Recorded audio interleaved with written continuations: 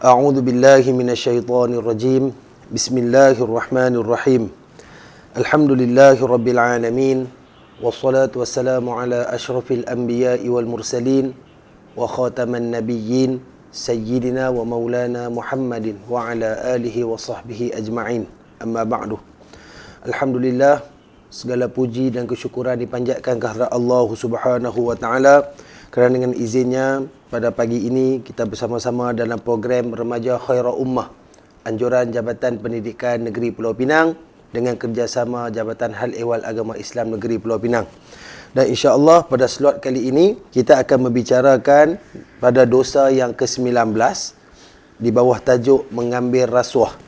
Jadi bagi pada mereka yang ada kitab boleh rujuk pada muka surat 113 insya-Allah. Jadi rasuah merupakan satu perkara ataupun satu perkataan yang biasa kita dengar. Merupakan salah satu perkara yang sangat ditegah dalam agama kita. Satu perkara yang sangat dibenci oleh Allah Subhanahu wa taala. Jadi untuk membicarakan tentang rasuah ni, maka kita tengok dulu apakah yang dimaksudkan dengan rasuah tu sendiri. Adapun yang dimaksudkan dengan rasuah ialah apa yang diberikan oleh seseorang untuk dijadikan undang-undang itu berpihak kepadanya atau berjalan mengikut kehendaknya. Maksudnya biasanya rasuah ni melibatkan orang yang ada kepentingan dan kelebihan dari segi harta, dari segi kedudukan, ataupun orang yang hendak mendapatkan sesuatu benda dengan cara dia memberikan sesuatu imbuhan atau memberikan sesuatu bayaran kepada orang lain untuk mendapatkan benda tersebut. Jadi biasanya kalau kita tengok dalam rasuah ni, kita dapat tahu bahawa dalam Islam hukumnya adalah haram. Memang ada dalil yang ni bukti datangnya daripada kalam Allah Subhanahu wa taala dan juga daripada hadis baginda Nabi sallallahu alaihi wasallam. Yang pertama kita tengok bukti mengapa rasuah itu diharamkan oleh Allah Subhanahu wa taala berdasarkan firman Allah dalam surah Al-Baqarah ayat 188. A'udzu billahi minasyaitonir rajim. Wala ta'kulu amwalakum بينكم بالباطل وتدلوا بها إلى الحكام لتأكلوا فريقا من أموال الناس بالإثم وأنتم تعلمون.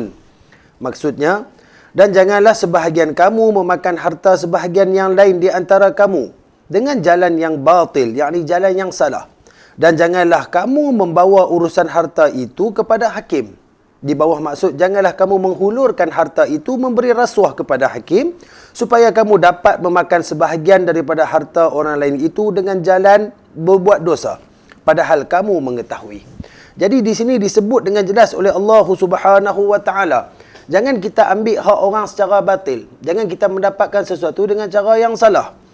Sebagai contoh kita tengok biasanya rasuah ni kalau kita berlaku dalam masyarakat, selalunya orang libatkan macam kita memberi satu imbuhan kepada pihak penguatkuasa supaya kita tak diambil sebarang tindakan. Contohnya kalau kita melakukan kesalahan lalu lintas, ataupun biasanya kalau kita di sekolah, ada juga di kalangan pelajar-pelajar yang bila dia buat salah, dia main lambat ataupun dia melakukan perkara yang dilarang di sekolah, dia cuba memberi sesuatu kepada pihak pengawas dengan cara dia belanja makan ataupun dia bagi duit dan sebagainya supaya kesalahan itu ditutup, kesalahan itu tidak dibawa untuk diadili oleh pihak yang sepatutnya. Yang ni yang dikatakan, jangan kamu mengambil kesempatan dengan cara yang salah. Dan Allah bagi tahu, padahal kamu mengetahui bahawa rasuah itu merupakan satu perkara yang dilarang oleh Allah Subhanahu wa taala. Kita tengok pula antara hadis yang disebut oleh baginda Nabi sallallahu alaihi wasallam, antaranya seperti mana yang diriwayatkan oleh Sayyidina Abu Hurairah radhiyallahu anhu bahawa baginda Rasulullah sallallahu alaihi wasallam telah bersabda, la'anallahu ar-rashiya wal murtashiya fil hukmi, atau kama qala sadaqa Rasulullah, yang bermaksud Allah Subhanahu wa taala melaknat pemberi dan penerima rasuah dalam penetapan keputusan. Laknat Allah pada pemberi dan penerima. Jadi laknat ni merupakan satu perkara yang cukup besar kalau dia kena kat seseorang hamba Allah Subhanahu wa taala, sebab dia membawa satu efek yang buruk. Laknat ni kalau kita nak faham cara mudahnya, ia merupakan satu kemurkaan dan kehinaan daripada Allah Subhanahu wa taala. Boleh bayangkan bagaimana kita nak hidup dalam keadaan tenang dan tenteram kalau Allah melaknat kita, Allah menghina kita, Allah benci kita, Allah marah kat kita. Rasuah ni biasanya melibatkan orang-orang yang banyak duit. Makna kata dia ada kekayaan, dia ada rezeki yang luas, tapi rezeki tu rezeki yang dilaknat oleh Allah Subhanahu Wa Taala. Dia takkan dapat keberkatan daripada rezeki yang tersebut. Walaupun harta dia banyak, hidup dia tetap tak puas, hidup dia tetap gundah gulana. Di dunia akan ditarik segala kebaikan. Allah Ta'ala tak akan memberi petunjuk. Allah Ta'ala akan biarkan dia dalam keadaan dia menggapai menguruskan hidup dia sendiri. Bahkan di akhirat nanti, orang yang dilaknat oleh Allah Subhanahu Wa Ta'ala ni terang-terang takkan dipandang oleh Allah Subhanahu Wa Ta'ala. Kita kena faham, dunia dan akhirat ni berbeza. Kita hidup kat dunia dalam keadaan kita ada adik-beradik, kita ada mak ayah, kita ada masyarakat, kawan-kawan sekeliling kita. Tapi di akhirat sedarlah bahawa kita akan bangun secara berseorangan. Masing-masing membawa hal diri masing-masing. Tanpa dia tak heran dah dekat mak ayah dia. Dia tak tengok dah kat suami isteri dia, kat anak-anak dia, kawan-kawan dia. Bahkan Allah sebut dalam surah Abasa, kalau nampak pun lari. Yauma yafirrul mar'u min akhihi wa ummihi wa abihi wa sahibatihi wa banihi.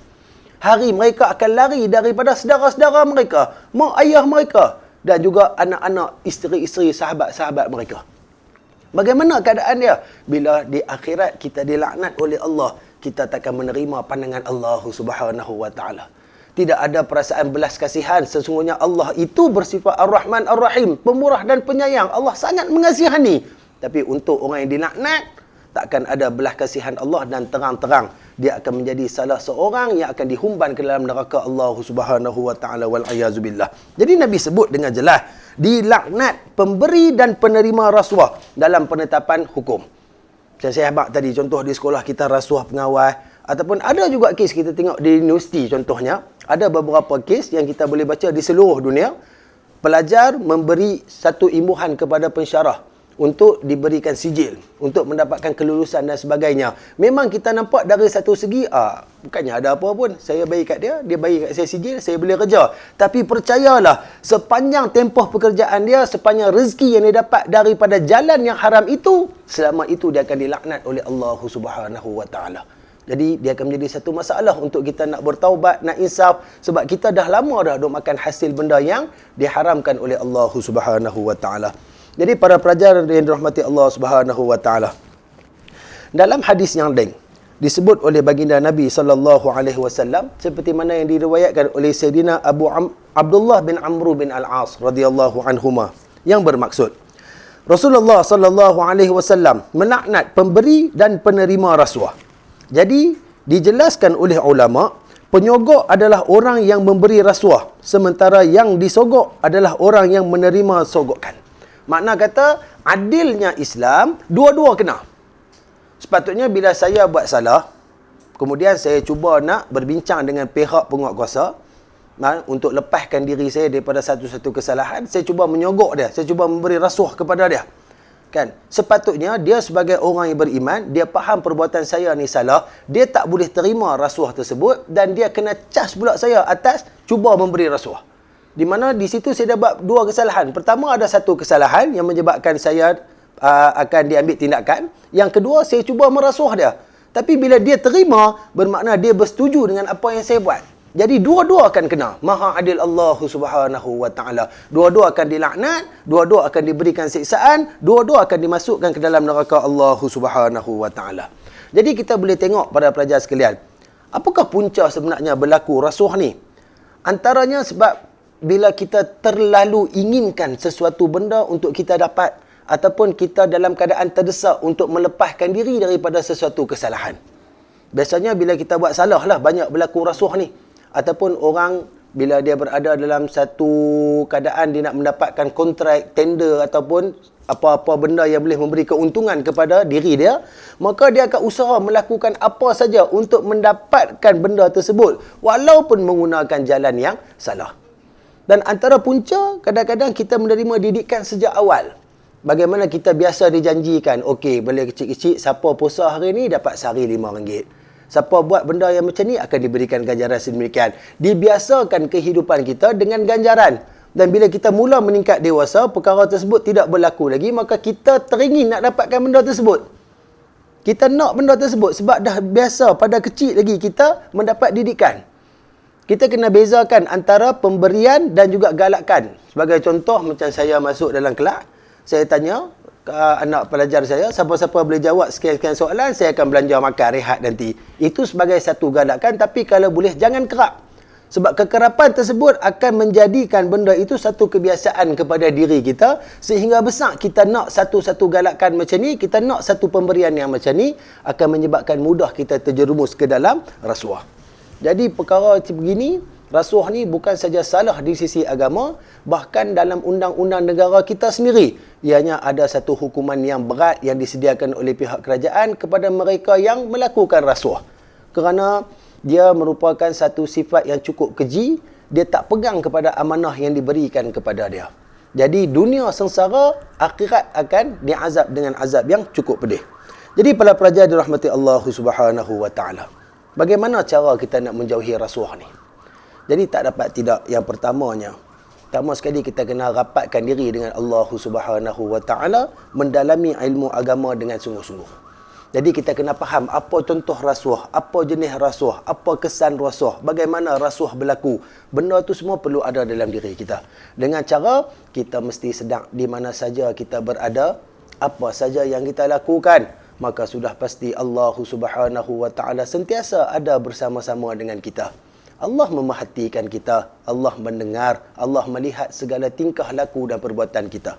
Mungkin rasuah itu dilakukan secara bersembunyi antara kita dengan satu pihak yang lain, dalam satu tempat yang bertutup, dalam satu keadaan yang tidak diketahui oleh sesiapa. Namun yakinlah, Allah berada di mana saja kita berada. Allah melihat setiap perbuatan kita, sama ada secara luar maupun dalaman. Allah mendengar bisikan mulut dan juga hati-hati kita. Itu yang pertama. Kita kena sedar bahawa apa saja yang kita buat, Allah Subhanahu wa taala pasti akan mengetahui. Jadi dia akan lahir satu rasa takut, dia akan ada satu keinsafan supaya kita tidak melakukan perkara yang tersebut. Yang kedua, antara cara yang lain, kita boleh melaporkan sebarang aktiviti rasuah kepada pihak berkuasa. Maka sebagai contoh, bila seorang pengawas cuba dirasuah oleh pelajar yang lain, apabila dia melakukan kesalahan, supaya tidak dibawa kes kepada pihak disiplin dan sebagainya, maka yang sepatutnya dilakukan oleh pengawas tadi ialah mengadukan hal tersebut kepada guru disiplin ataupun kepada penolong kanan pihak pentadbiran sekolah. Sebab kalau dibiarkan perkara ini, tidak mustahil pelajar yang tadinya cuba merasuah pengawas, apabila dia dewasa kelak, dia akan melakukan lebih daripada apa yang dilakukan di sekolah. Secara kecil-kecilan, dia cuba belajar perkara buruk tersebut di sekolah, dan bila dia besar, sudah tentu dia akan lebih mahir untuk melakukan teknik-teknik rasuah ni. Jadi perlu dibanteras, laporkan. Kadang-kadang kita takut, saya kalau saya lapor, dia dapat tahu sekali, dia akan pukul saya apa semua. InsyaAllah, kita ada undang-undang. Kita ada pembelaan. Jangan takut untuk mencegah kemungkaran. Kerana Nabi SAW telah pun mengajar kita. Apabila melihat mungkar, Nabi kata, bila melihat kemungkaran, perkara yang buruk, Nabi kata, فَلْيُغَيِّرْهُ بِيَدِهِ.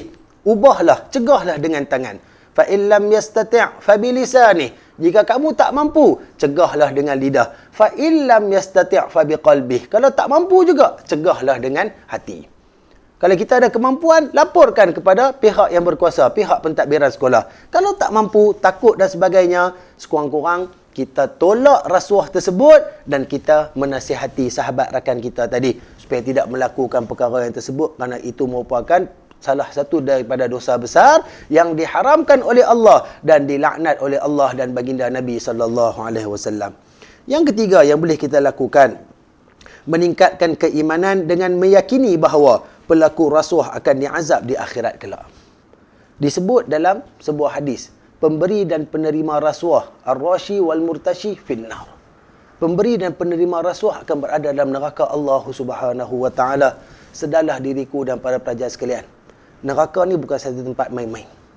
Neraka ni bukan satu tempat yang kita boleh bayang dia macam satu lubang yang ada api naik pada tu. Dah. Neraka ni satu tempat yang penuh dengan kesengsaraan, tempat diazab. Suhu dalam neraka ni berbilion-bilion kali ganda panasnya daripada api yang ada di muka bumi Allah sekarang ni. Penjaga-penjaga neraka terdiri daripada, Allah sebut dalam Al-Quran, malaikat-malaikat yang sangat ganas. Malaikat-malaikat yang tegas dengan arahan Allah Subhanahu wa taala, yang sikit pun tak ada belas kasihan. Penghuni neraka menjerit, penghuni neraka merayu, minta macam-macam kat malaikat penjaga ni supaya tolonglah diringankan azab, tolong keluarkan kami. Tak diendahkan langsung oleh malaikat-malaikat ni. Dengan besarnya, dengan garangnya, dengan mata apinya, dia akan terus 24 jam sehari, 7 hari seminggu, 365 hari setahun, non-stop azab, azab dan mengazab mereka yang menjadi penghuni neraka Allah Subhanahu wa taala. Percayalah, kita tak mampu sebenarnya nak masuk dalam neraka Allah Subhanahu wa taala. Dalam keadaan cuaca sekarang ni yang panas pun, bila mai pukul 1, pukul 2, kita tak mampu nak duduk di luar macam tu. Nak terima pancaran matahari tu baru suhu lebih kurang 35-36 darjah. Bayangkan suhu berbilion darjah dalam neraka Allah Subhanahu wa taala, yang semuanya terbuat daripada api. Alat siksaan daripada api, rumah daripada api, makanan minuman semua berasal daripada api. Panas dia ni terlalu-lalu, dalam keadaan cukup teruk. Jadi takkan kita tak takut? Kita percaya bahawa sebagai orang Islam, kita percaya bahawa kehidupan kita hari ini adalah kehidupan yang sementara. Kita akan mati dan kita akan dibangunkan pula di akhirat. Kita percaya benda tersebut. Jadi bila kita percaya, tolonglah jangan kita lakukan perkara-perkara yang boleh menjerumuskan kita ke arah kesengsaraan. Janganlah cari jalan nak masuk neraka Allah Subhanahu wa taala. Biarlah kita merangkak sekalipun, sekurang-kurangnya kita dapat masuk ke dalam syurga Allah Subhanahu wa taala. Itu merupakan satu nikmat yang besar.